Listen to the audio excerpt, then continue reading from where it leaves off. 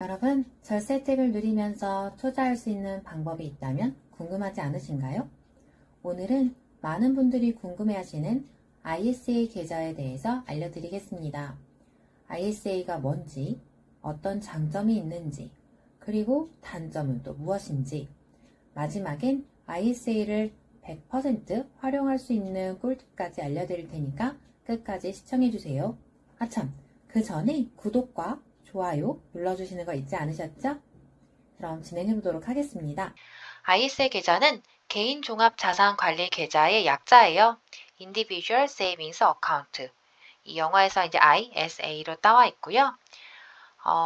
예금, 펀드, 주식, ELS 등 다양한 금융상품을 한 계좌에서 운용할 수 있는 통합 계좌입니다. 한국에서는 2016년에 도입이 되었고요. 세제 혜택이 크기 때문에 많은 투자자들이 주목하고 있어요. 만 19세 이상이라면 누구나 가입이 가능하고요. 특히 금융투자를 처음 시작하는 분들에게 좋은 선택지가 될 수 있습니다. 단, 최근 3년간 금융소득 종합과세 대상이 되셨으면 가입이 불가능합니다. 장점으로는 첫 번째로는 가장 큰 강점이 세금 절감 효과인데요. 3년 이상 유지한 경우에 비과세 혜택이 주어져요.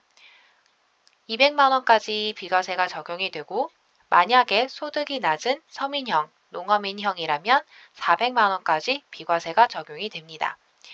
이 비과세를 넘어가는 초과 수익에 대해서도 저희 보통 금융상품은 15.4%의 이자를 내는 경우가 많은데 9.9%의 낮은 세율로 적용이 됩니다.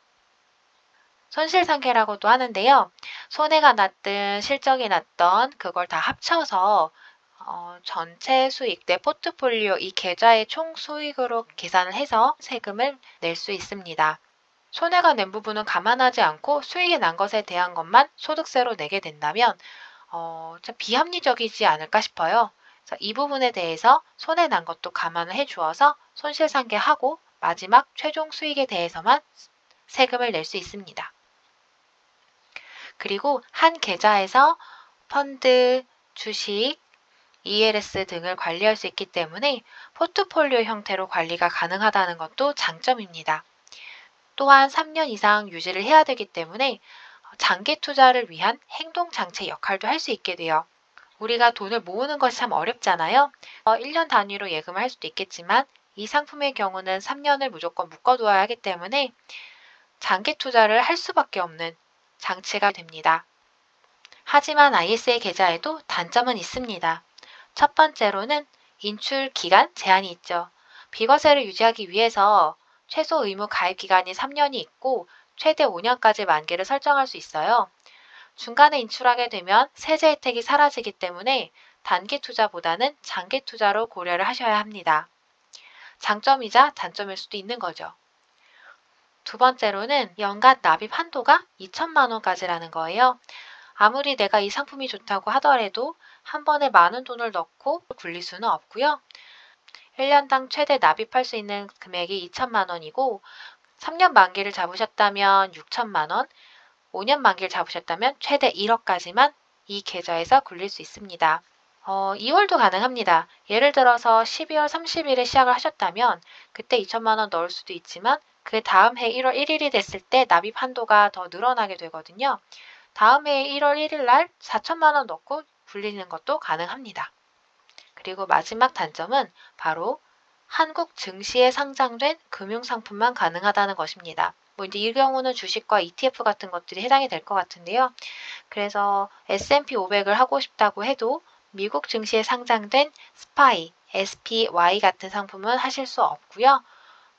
타이거 S&P 500 국내 증시에 상장되어 있는 ETF를 골라서 투자를 하실 수 있어요.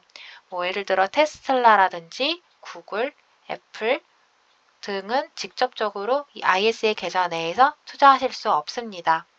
국내 증시를 좀 많이 키울 수 있게끔 또 의도하는 상품이라고 생각을 해요.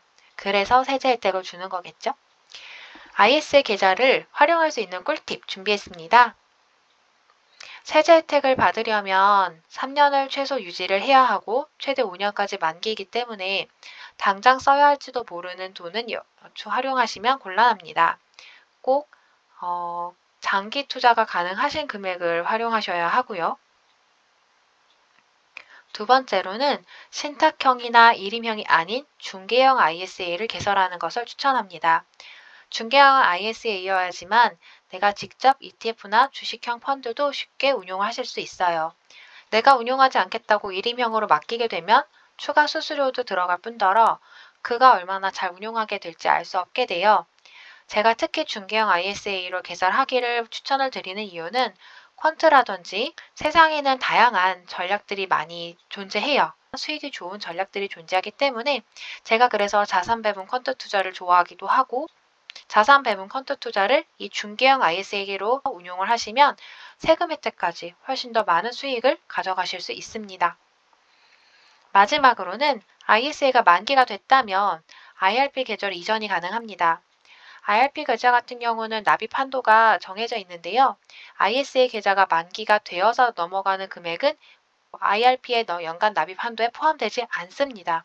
그래서 퇴직연금으로서의 나중에 세금을 좀 더 절세할 수 있는 효과가 있겠죠. 물론 이 경우는 퇴직연금을 계속 활용하실 때 이야기고요. 3년에서 5년 후에 쓰셔야 되는 돈은 IRP에 넣으시면 안 되겠죠. 그럴 때는 200만원 또는 400만원의 비과세를 활용하시고 9.9%의 낮은 세율로 세금을 납부하신 이후에 활용하시면 되고요. 바로 IRP로 이전하시는 경우에는 이 세금 또한 면제가 되고 나중에 퇴직연금에 연금으로 수령할 때의 연금소득세로 낼 수 있게 됩니다. 오늘은 ISA 계좌의 장점과 단점을 함께 살펴봤습니다. ISA는 세제 혜택이 크고 다양한 자산을 한 계좌에서 운용 가능하지만 인출 제한이 있고 장기적으로 유지해야지만 세금 혜택을 받을 수 있다는 점도 꼭 고려하셔야 해요. 여러분은 ISA 계좌를 어떻게 활용하고 계신가요? 댓글로 여러분의 생각을 공유해주세요. 이 영상이 도움이 되셨다면 좋아요와 구독 잊지 마시고 더 유익한 금융정보로 다시 찾아오겠습니다. 그럼 다음 영상에서 만나요.